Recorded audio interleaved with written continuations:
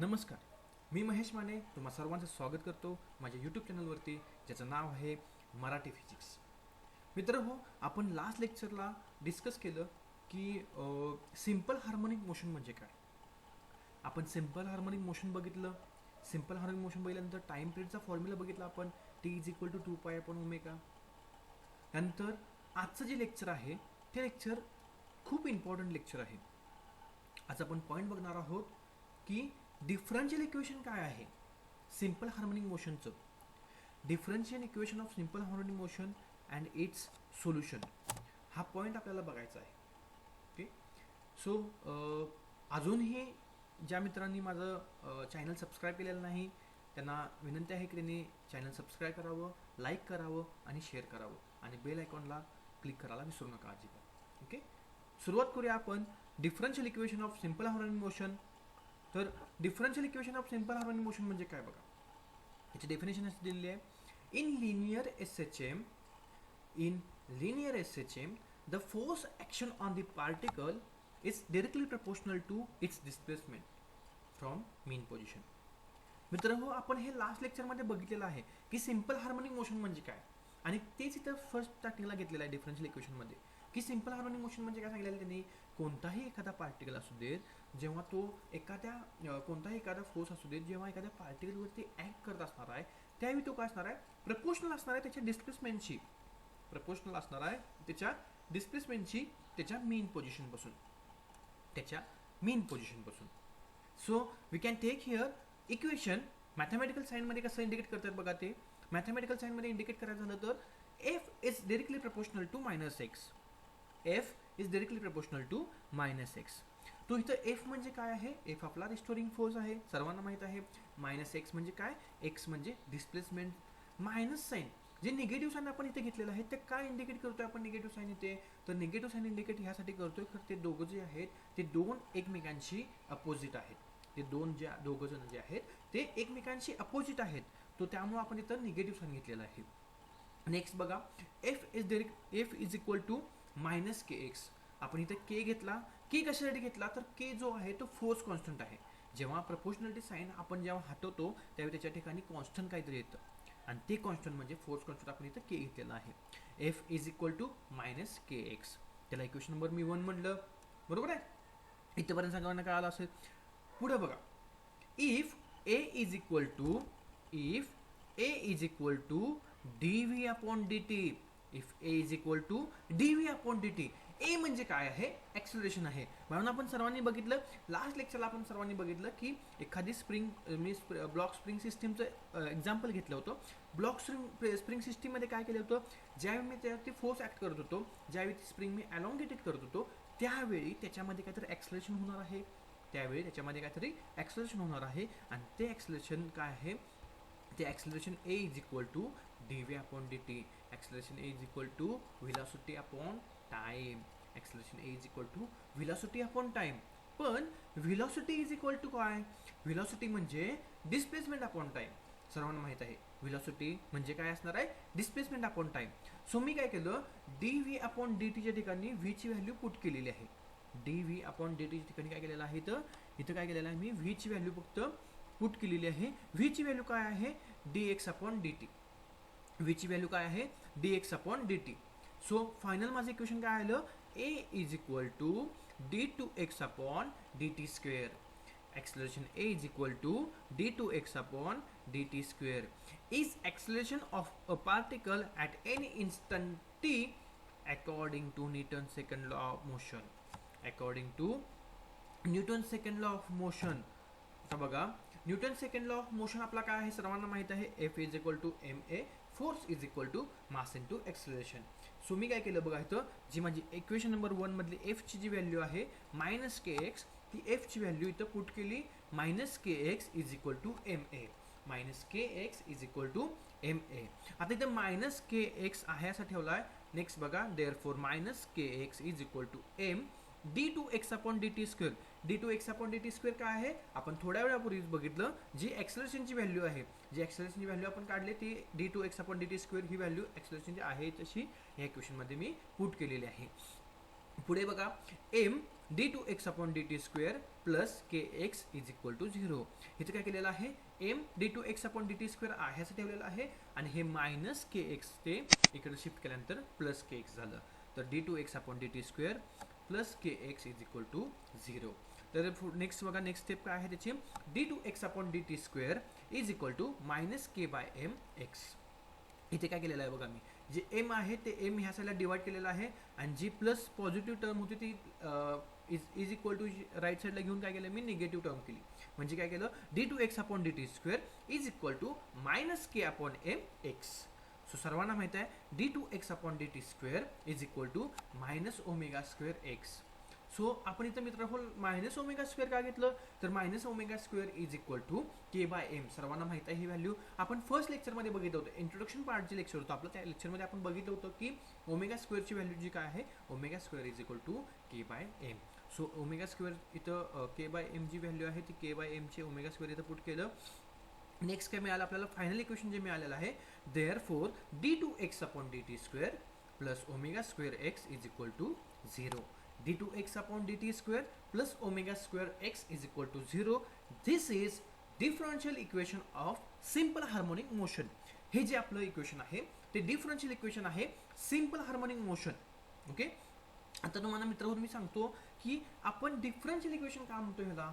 तर हे जे आहे डिफरन्शियल फॉर्ममध्ये घेतो आपण आणि दुसरी गोष्ट डिफरन्शियल जे इक्वेशन असतं डिफरन्शियल फॉर्ममध्ये जे आपण ह्याला इंडिकेट करतो सर्वांना इथं हे करतो तर त्यामध्ये काय करतो आपण त्याच्यानुसार सोल्युशन पण त्याचं काढू शकतोय. त्यानुसार काय करतोय आपण सोल्युशन पण काढू शकतोय. डिफरन्शियल इक्वेशन आणि त्याचं सोल्युशन जेव्हा त्या इक्वेशनपासून सोल्युशन आपल्याला निघतं त्यावेळी त्या ह्याला डिफरन्शियल इक्वेशन आपण असं म्हणतो. सो हे तुमचं झालं differential equation of simple harmonic motion. Okay, इथेपर्यंत सर्वांना प्रॉपरली कळालं असेल आय होप. नेक्स्ट बघा solution of a differential equation. आता तिथं सोल्युशन बघायचं आपल्याला कशाचं डिफरन्शियल इक्वेशनचं सोल्युशन बघायचं आहे आपल्याला. तर डिफरन्शियल इक्वेशनचं सोल्युशन कसं दिलेलं आहे बघा त्यांनी. पहिल्यांदा काय घेतले the differential equation of simple harmonic motion is given by. आपण सिंपल हार्मोनिक मोशनचं डिफरन्शियल इक्वेशन काढलं ते फर्स्ट घेतलं मी इक्वेशन 1 म्हणून इथं. ते काय आहे therefore d2x/dt² plus ω² x is equal to 0. ते इक्वेशन नंबर 1 म्हणून मी इथे घेतलं. आता सोल्युशन दिलेलं आहे बघा त्यांनी. The solution of this equation will be solution काय दिलेलं आहे x is equal to c dot e raise to alpha t. x is equal to c dot e raise to alpha T. त्याला equation number काय म्हणलं 2 म्हणलं. त्याला equation number 2 म्हणलं. Where c and alpha are constant. c आणि alpha काय आहेत constant term आहेत. c आणि अल्फा काय आहेत कॉन्स्टंट टर्म आहेत. नाव differentiate equation 2 with respect to time we get. Equation 2 जे आहे त्या इक्वेशन 2 मी डिफरन्शिएट केलं विथ रिस्पेक्ट टू टाइम. ते मला काय मिळालं बघा dx/dt. इथे बघा जे x is equal to c dot e raise to alpha t आहे इक्वेशन नंबर 2. त्या इक्वेशन नंबर 2 ला मी काय केलं डिफरन्शिएट केलेलं आहे. डिफरन्शिएट केल्यानंतर काय मिळणार आहे x च्या ठिकाणी dx/dt is equal to c च्या ठिकाणी c कॉन्स्टंट आहे असा घेतला e raise to alpha t alpha dot e raise to alpha t. Next बघा जे हे इक्वेशन आपल्याला मिळालं ह्या इक्वेशनला मी काय केलेलं आहे अगेन डिफरन्शिएट केलेलं आहे with respect to time. Again differentiate with respect to time we get. ह्या इक्वेशनला अगेन डिफरन्शिएट केल्यानंतर काय मिळते बघा dx/dt च्या ठिकाणी काय येणार आहे d2x/dt² is equal to c alpha e raise to alpha T. d2x/dt² is equal to c dot alpha dot e raise to alpha T. त्याला मी काय म्हणलं त्याला मी इक्वेशन नंबर 3 म्हणलं. त्याला मी काय म्हणलं त्याला मी इक्वेशन नंबर माझं 3 म्हणलं. From equation 1 and equation 3 we have जे इक्वेशन 1 आहे त्या इक्वेशन 1 मध्ये मित्र हो d2x/dt² ची जी व्हॅल्यू आपल्याला मिळालेली आहे हे बघा हे d2x/dt² ची आपल्याला व्हॅल्यू मिळाली ती आपण इक्वेशन मध्ये पुट करायची. तर d2x/dt² मध्ये इक्वेशन 1 मध्ये ती पुट केलेली आहे व्हॅल्यू तुम्हाला मिळाली c alpha e raise to alpha T plus ω² x is equal to 0. काय व्हॅल्यू मिळाली बघा c alpha e raise to alpha T plus ω² x is equal to 0. इथं नेक्स्ट बघा therefore c alpha e raise to alpha T plus ω² c dot e raise to 80 is equal to 0. ही value कशाची आहे पुढं मी ब्लॉकमध्ये दिलेलं आहे. In ब्रॅकेटमध्ये तुम्हाला टिपिकल तिथे मेन्शन केलेलं आहे का, तर तुम्हाला पटकन समजून जाईल ते की इथे ते एक्झॅक्टली ही व्हॅल्यू जी आली ओमेगा स्क्वेअर एक्सच्या ठिकाणी, तर ही जी व्हॅल्यू तुमची ती एक्सची आहे. एक्स आपलं काय होतं, सोल्युशन होतं. ते सोल्युशनची व्हॅल्यू काय आहे, c E raise to alpha t. C E raise to alpha t ती व्हॅल्यू काय केलेली आहे, इथं पुट केलेली आहे. नेक्स्ट काय मिळालं बघा, C dot E raise to alpha T common term बाहेर काढली. C E raise to alpha T common term बाहेर काढली. इन ब्रॅकेटमध्ये काय राहिलेलं आहे, इन ब्रॅकेटमध्ये alpha square plus omega square is equal to 0. Alpha square plus omega square is equal to 0. But here as c dot e raised to alpha t is not equal to 0. c dot e raised to alpha t हे is equal to 0 नाही आहे. पण therefore a square plus omega square is equal to 0. पण a square plus omega square is equal to 0 आहे. So we can take here therefore a square is equal to minus omega square. Plus term आहे ती तिकडे put केल्यानंतर shift केल्यानंतर minus term झाली ती. a square is equal to minus omega square आणि फायनली a is equal to plus minus I omega. हे प्लस मायनस चिन्ह इम्पॉर्टंट आहे खूप. A is equal to alpha is equal to plus minus I omega, where I is what, I is imaginary number. I म्हणजे काय, तुमचा I आहे तो imaginary number आहे आणि त्याची व्हॅल्यू काय असते, i is equal to in the root -1. I is equal to in root -1. Typical सगळ्या गोष्टी ज्या आहेत त्या स्टेप बाय स्टेप मी तुम्हाला एक्सप्लेन पण करालो आहे आणि स्टेप बाय स्टेप तुम्हाला इथं टिपिकल व्यवस्थित तिथं सांगितलेले पण आहेत. ओके, सो बघा, where I is imaginary number, i is equal to in root of -1. So now therefore there are two possible solutions of equation 1. आपल्याला इक्वेशन 1 साठी 2 पॉसिबल सोल्युशन मिळालेले आहेत. कोणती 2 पॉसिबल सोल्युशन मिळालेले आहेत आपण बघायचं. आपल्याला आता अल्फाची व्हॅल्यू आहे, अल्फाची व्हॅल्यूसाठी आपल्याला प्लस मायनस आय ओमेगा हे 2 सोल्युशन मिळालेले आहेत. 2 सोल्युशन म्हणजे कुठले, एक आहे ती प्लस व्हॅल्यू आणि एक आहे ती मायनस व्हॅल्यू. तर इक्वेशन 1 मध्ये बघा, therefore X is equal to C1 E raise to I omega T. अल्फाच्या ठिकाणी फक्त ही व्हॅल्यू पुट केलेली आहे. x is equal to C1 e raised to I omega t plus C2 e raised to minus I omega t. Plus sign minus sign हे दोन्ही important आहेत. x is equal to C1 e raised to I omega t plus C2 e raised to minus I omega t. त्याला equation number मी काय म्हणलं, 4 म्हणलं. त्याला equation number 4 म्हणलेला आहे इथे. Where C1 and C2 are constant. C1 and C2 तुमचे constants आहेत. So equation 4 can be expressed as, equation 4 कसं एक्सप्रेस केलेलं आहे बघा. इक्वेशन 4 एक्सप्रेस करताना काय केलेलं आहे बघा, x is equal to C1 cos omega T plus i sine omega T plus C2 cos omega T minus i sine omega T. आणि एकदा रिपीट करतो, x is equal to C1 cos omega T plus i sine omega T plus C2 cos omega T minus i sine omega T. Next बघा काय केलेलं आहे ते नीट, x is equal to C1 cos omega T plus C1 I sin omega T plus C2 cos omega T minus C2 I sin omega T. Next term बघा काय कशी लिहिलेली आहे मी ती, x is equal to C1 plus C2 cos omega T. Next काय केलेलं आहे बघा, C1 plus C2 cos omega T plus I C1 minus C2 sin omega T. C1 plus C2, C1 minus C2 common घेतलेला आहे, cos omega T plus I sin omega T. ह्या term तुम्ही ज्या आहेत त्या व्यवस्थित काळजीपूर्वक बघून घ्या. Let C1 plus C2 is equal to A sin alpha and C1 minus C2 is equal to A cos alpha.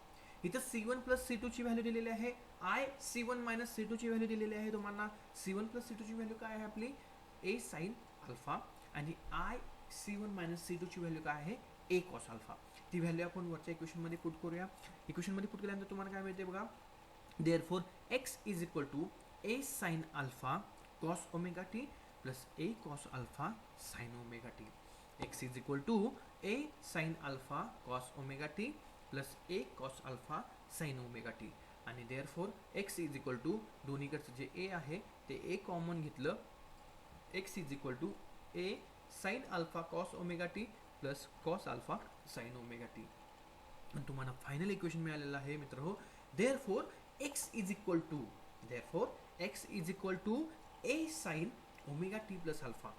Therefore x is equal to A sin omega t plus alpha. आणि हे जे solution आहे, this is required solution of differential equation. This is required solution of differential equation. हे तुमचं differential इक्वेशनचं required solution आहे. This equation use displacement of particle performing SHM at any instant time. Okay, this equation use displacement of particle performing SHM at any instant time. खाली तुम्हाला formula दिलेला आहे, sine A plus B is equal to sine A cos B plus cos A sine B. हा formula तुम्हाला typical मी तर mention केलेला आहे मुद्दाम, का तर तुम्ही वरती जे काय आपण इक्वेशन्स बघितलं, त्या इक्वेशन्स कशा त्याच्यामध्ये व्हॅल्यू पुट केलेले आहेत ते ह्या फॉर्म्युल्यामध्ये पुट केलेले आहेत. ते तुम्हाला फॉर्म्युला टिपिकल त्याच्यामध्ये मेन्शन केलेला आहे. Okay, so I hope this lecture is usable for you and I hope की तुम्हाला हे लेक्चर प्रॉपरली समजलं असेल, क्लिअर व्यवस्थित कळालं असेल असं माझी सर्व मित्रांना विनंती आहे की सर्वांनी व्हिडिओ पाहिलेला आहे, लाईक केलेले आहेत, पण अजूनही सबस्क्राईब काही जणांनी केलेलं नाही आहे. सो सर्वांनी जे चॅनल आहे माझं ते सबस्क्राईब करा, लाईक करा, शेअर करा आणि काही तुमच्या क्युरीज असतील, काही तुम्हाला प्रॉब्लेम असेल तर अबाउट लेक्चर किंवा त्या कुठल्या पॉईंटमध्ये काही प्रॉब्लेम असेल तर मला कमेंट बॉक्समध्ये कमेंट करा, जेणेकरून मी तुमचे प्रॉब्लेम प्रॉपरली सॉल्व करण्याचा प्रयत्न करेन. थँक्यू.